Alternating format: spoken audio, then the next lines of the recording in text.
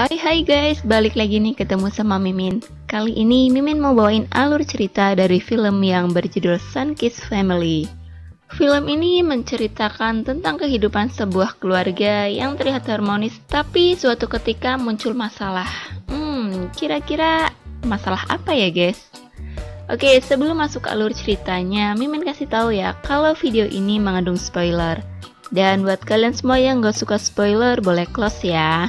Tapi buat yang mau tahu lebih lanjut gimana alur ceritanya, jangan lupa subscribe dulu biar Mimin lebih semangat bikin video-video lainnya. Di sini nama para pemainnya Mimin ganti ya guys. Ya biar gampang aja gitu Mimin nyebutinnya. Oke, kita langsung masuk aja ke alur ceritanya. Di awal film diperlihatkan sepasang suami istri yang terlihat sangat bahagia. Di sini si suami itu bernama John Ho. Kita panggil aja si John ya. Dan istrinya itu bernama Yohi. Boleh banget dipanggil Ani ya. Mereka ini memiliki hubungan yang sangat romantis. Dan lebih bahagianya lagi kalau si anak bungsunya yang bernama Tina sudah tertidur pulas dari sore hari. Dikarenakan dengan hal itu mereka bebas untuk enak-enak. Kesempatan banget pokoknya ya. Mereka punya dua anak lagi. Yang pertama bernama Slamet dan anak kedua mereka bernama Rima. Kalian tahu nggak guys, ternyata selama ini si Tina ini pura-pura tidur untuk mengamati enak-enak yang dilakukan oleh orang tuanya. Wah, kira-kira dia pikir orang tuanya lagi main kuda-kudaan kali ya. Diketahui si John ini bekerja sebagai penjual daging di warung sederhana. Dia selalu membebaskan segala hal apapun yang dilakukan oleh anak-anaknya. Tapi lain ya guys sama istri John yang bekerja sebagai seorang guru SMA. Dia menganggap hal apapun itu perlu dibatasi. Ya biasalah ya guys emak-emak. Scene berganti saat si Slamet ini lagi diajak enak-enak sama pacarnya. Tapi karena resleting Slamet itu dimainin sama pacarnya, jadi Slamet ini bocor duluan deh. Padahal baru aja pemanasan sebentar ya guys. Suatu malam si John ini pergi membeli minuman. Tiba-tiba dia bertemu sama mantan pacarnya yang bernama Siska. Kemudian diajak deh si Siska main ke rumahnya. Setelah sampai rumah, si Ani ini terlihat cemburu ya guys sama Siska. Tapi kecemburuan itu bisa dipadamkan dengan mudah sama jurusnya si John. Kira-kira John ini pakai jurus apa ya? Manjur banget deh. Beberapa saat kemudian si John ini pergi bermain ke rumah Siska, yang merupakan tetangganya. Diketahui bahwa sebelum menjadi pedagang daging, John adalah seniman yang handal. Begitupun Siska juga seorang pelukis yang sedang mempersiapkan pameran seninya.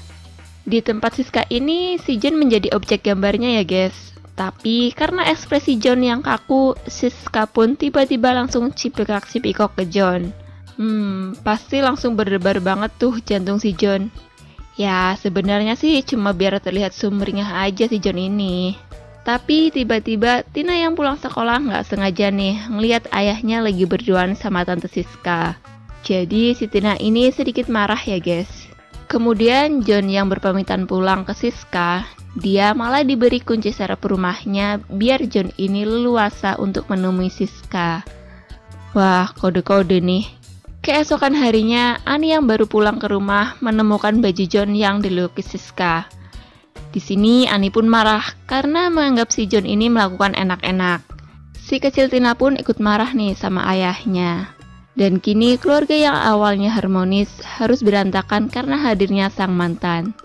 Ya, mantan bisa merubah segalanya. Tina yang gak mau orang tuanya berpisah, kemudian ia curhat sama temannya. Dan tanpa sengaja ia menemukan spray cinta milik Slamet. Spray tersebut sebenarnya hendak digunakan Slamet biar pas enak-enak gak bocor duluan. Mungkin sejenis obat kuat ya. Tapi dengan polosnya Tina, ia malah menyemprotkan spray itu ke wajah orang tuanya. Dia kira bisa bikin glowing kali ya.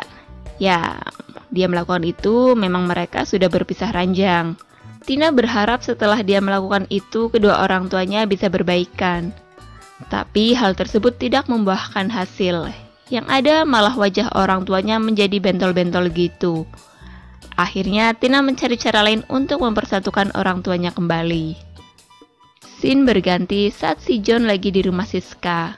Dia terlihat telah selesai melukis dan memilih meninggalkan lukisan itu di rumah Siska. Kemudian si Siska ini menyuruh si John untuk melukis bodinya yang aduhai itu untuk pameran seninya. Kira-kira sambil ngiler nggak ya guys si John ini ngelukisnya? Ketika dia keluar dari rumah Siska, ada teman Tina yang bernama Wage melihatnya. Si Wage ini mengira kalau ayah Tina habis yang aneh-aneh nih sama tante Siska. John pun menyuruh Wage untuk tidak ngomong-ngomong dengan memberinya 2 bungkus daging. Dan hal ini pun berhasil, aman dikit lah ya. Di lain tempat terlihat Slamet yang lagi beli spray di toko obat. Ya, karena spraynya yang kemarin diambil sama adiknya. Setelah itu ia memakainya. Tapi kayaknya dia pakai overdosis deh. Jadi pas enak-enak si Slamet ini nggak ngerasain apa-apa. Pacarnya pun menjadi ilfil dan meminta Slamet untuk tidak menemuinya lagi. Untung cuma nggak berasa. Coba kalau nggak bisa tidur lagi. Sedangkan Tina kini mulai menjalankan rencananya untuk memisahkan Siska dan ayahnya. Dia mengambil HP ayahnya dan mengirim pesan kepada Siska untuk menemuinya di kafe. Scene berganti saat di rumah dengan keadaan yang mulai mereda. Si John ini menggoda Ani supaya ya dia dimaafkan dan dapat jatah lagi dong. Ani yang meleleh hatinya lalu memaafkan dia. Kemudian terlihat Siska yang datang ke kafe.